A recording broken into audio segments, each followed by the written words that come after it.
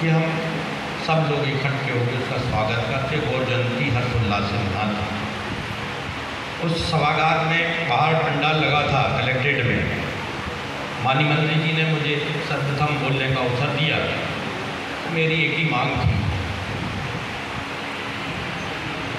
कि चूँकि मुख्यमंत्री जी आ रहे हैं और सारे मंत्री लगभग कैबिनेट मंत्री यहाँ हैं, तो क्यों नहीं आज ही आप इस बात को तय कर लें कि हम डॉक्टर गौर के भारत रत्न देने का प्रस्ताव तैयार कर लें, मसौदा तैयार कर लें और गौर जयंती पे वह कैबिनेट के द्वारा पास हो गए और जो भी प्रक्रिया भारत रत्न को दिलाने की। गौर साहब जैसा व्यक्तित्व, ये बात अभी किसी ने कही कि भारत रत्न की कभी चाह नहीं रखी होगी, पर नैतिक दायित्व हमारा बनता है, हम ऋणी हैं उनके, चाहे उन्हें काला कोट पहना हो, चाहे डॉक्टरेट की डिग्री ली हो, यहाँ जितने बैठे हैं।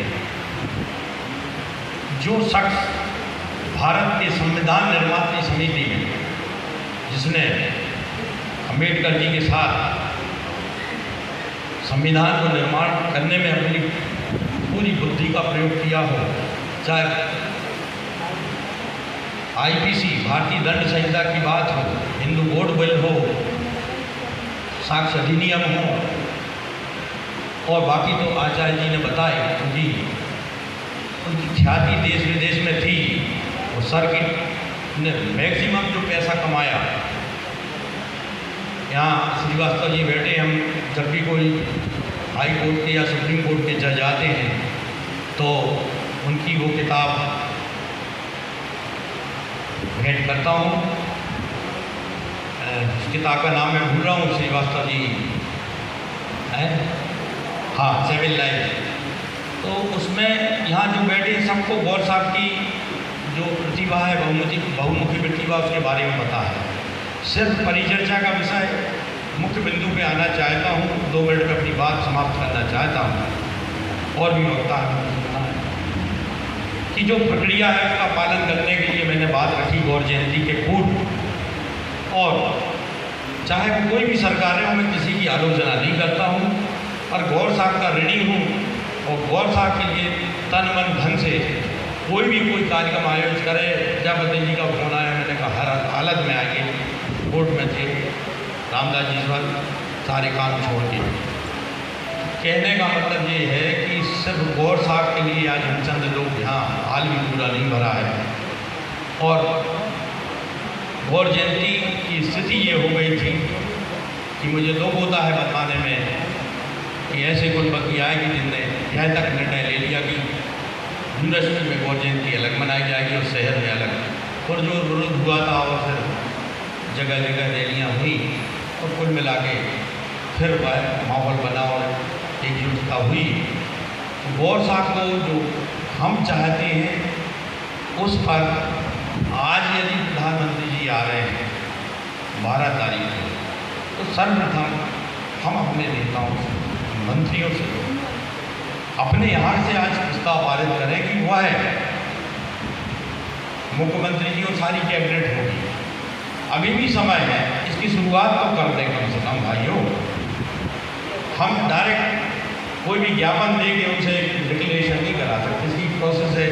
हमारे विद्वान आचार्य जी बैठे हैं और सभी विश्वविद्यालय के सेवानिवृत्त और वर्तमान के प्रबुद्ध और ज्ञानवान विद्वान हमारे सभी विश्वविद्यालय के शिक्षक बैठे हैं।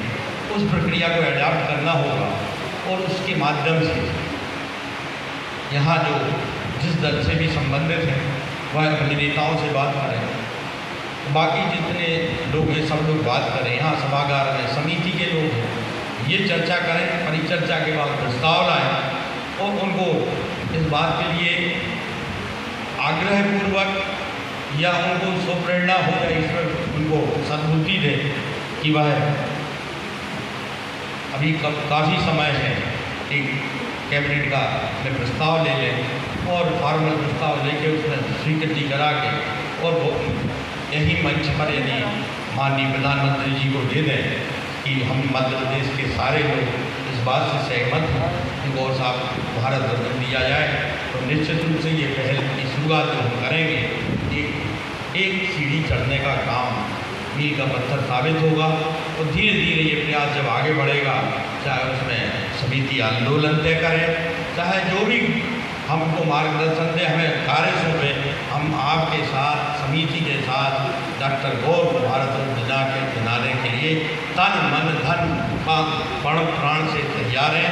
मुझे बोलने का अवसर दिया, आप सभी लोगों का बहुत बहुत धन्यवाद। जय हिंद।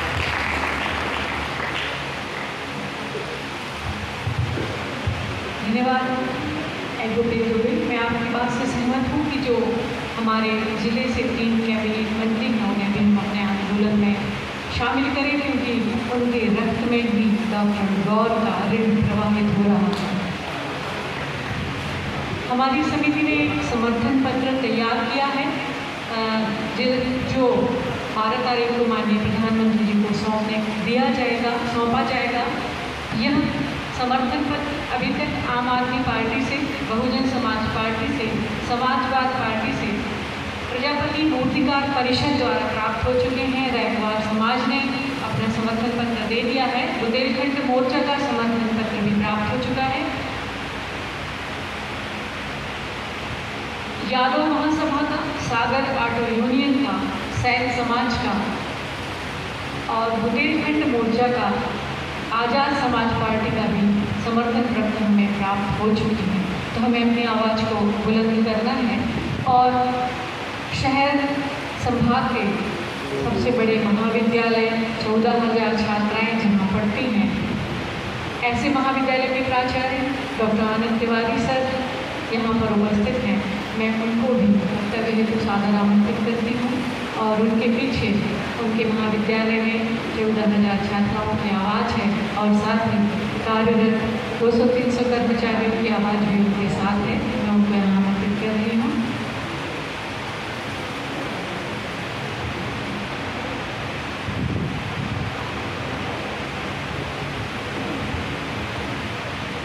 इसके पश्चात रघु ठाकुर जी का संदेश हमें प्राप्त हुआ है, उसके वाचन के लिए डॉक्टर विनोद तिवारी जी को सादर आमंत्रित करूँगी। अभी मैं डॉक्टर आनंद तिवारी सर को बहुत सम्मान के साथ आमंत्रित करती हूँ।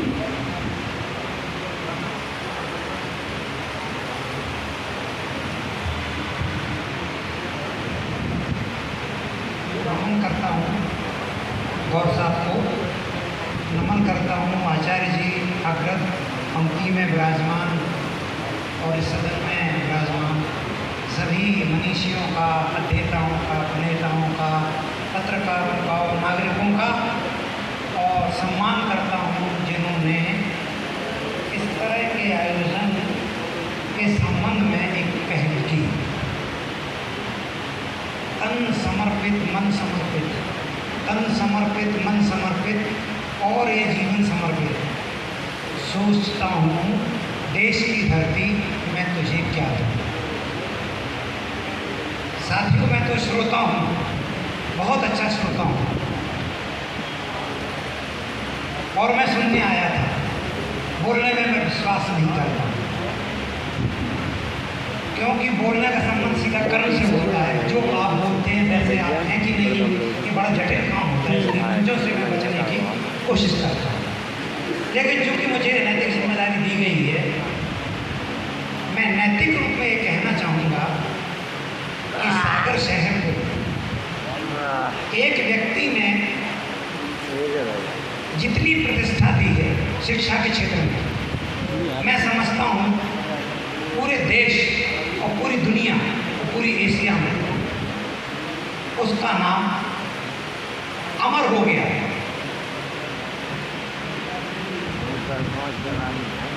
पुरस्कार बहुत अच्छी बात मिलना चाहिए। जो व्यक्ति अमर हो चुका है, जो ऊपर वाले की नज़रों में प्रतिष्ठित हो चुका है, उसे इस प्रकार के पुरस्कार की उसे कोई ज़रूरत नहीं है। लेकिन जिस व्यक्ति की कल्पना 1946 में, सोचिए आप 1946 में जिस व्यक्ति की कल्पना ये रही होगी कि बुंदेलखंड जो पिछड़ा हुआ है, जहाँ पर आम जनमानस निरक्षर हैं, उसके लिए एक ऐसा शिक्षा का केंद्र स्थापित किया जाए जैसा मदन मोहन मालवीय जी ने काशी विश्वविद्यालय को स्थापित किया। और इसके साथ साथ में जिसने अपने पेशे को वो सम्मान दिया जो वकालत के पेशे में उल्लेखनीय माना जाता है, उन्होंने पूरा धन संपत्ति विश्वविद्यालय को लगा दिया और उन्होंने कल्पना की कि इस विश्वविद्यालय को एक ऐसा विश्वविद्यालय बनाया जाए जो कैम्ब्रिज विश्वविद्यालय के स्तर का हो। निश्चित रूप से मुझे कहने में कोई संकोच नहीं है कि आज भी सागर विश्वविद्यालय का जियोलॉजी डिपार्टमेंट, सागर विश्वविद्यालय का फार्मेसी डिपार्टमेंट, सागर विश्वविद्यालय का पत्रकारिता विभाग और तमाम विभाग ऐसे हैं जिन्होंने भारत में अपनी पहचान स्थापित की है। आज भी मुझसे पहले दुबे जी बात कर रहे थे, मैंने जब इस कक्ष में प्रवेश किया तो इस बात के साक्षी हैं कि आज भी अगर इन्होंने पुण्य कार्य नहीं किए होते, इस धरती पर पुण्य कार्य नहीं किए होते, तो पूरे भारत में आज भी हर परीक्षा में जितने जुडिशियल सागर देता है, पूरा भारत में कोई विश्वविद्यालय नहीं देता। आज भी न्याय परीक्षा में कहीं न कहीं उस व्यक्ति की आत्मा अपने लॉ डिपार्टमेंट को देख करके खुश होती होगी, तभी उसका वरदान प्राप्त है कि हर साल हमारे यहाँ के बच्चे लॉ में निकलते हैं, जुडिशियल में निकलते हैं।